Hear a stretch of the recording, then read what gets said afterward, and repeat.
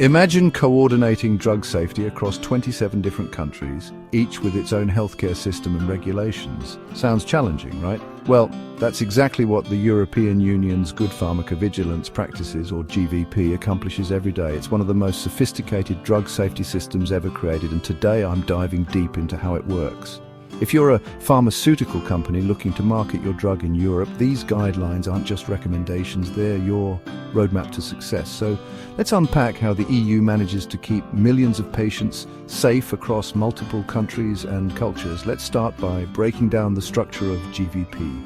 Think of it as a well-organized library where each section serves a specific purpose. The guidelines are organized into modules, 16 of them to be exact, each addressing different aspects of drug safety monitoring.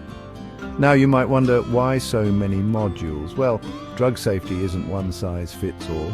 Some medications need special attention because they're used in unique populations.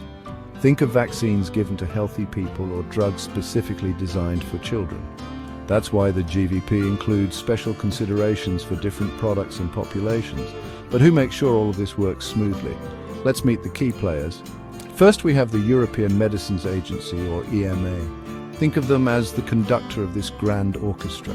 They set the tempo and ensure everyone plays in harmony. Working alongside them are the national competent authorities in each EU country. They're like section leaders in our orchestra, making sure the guidelines are followed in their territory. Then we have the marketing authorization holders, the pharmaceutical companies themselves. They're responsible for playing their part perfectly, monitoring their product's safety day in and day out. And finally, but crucially, we have healthcare professionals on the ground who are like our audience members with backstage passes. They see the effects of these medications firsthand and provide vital feedback. Now let's talk about the core principles that make this system work. First up is quality management. Imagine building a house. You need a solid foundation, strong walls, and regular maintenance. That's what quality management does for pharmacovigilance. It sets clear system requirements, like blueprints for a building. It establishes documentation standards, ensuring everything is recorded properly. It defines performance indicators to measure success, but perhaps the most innovative aspect is the risk-based approach. Not all medications need the same level of scrutiny, just like you wouldn't put the same security system on a corner store as you would on a bank vault.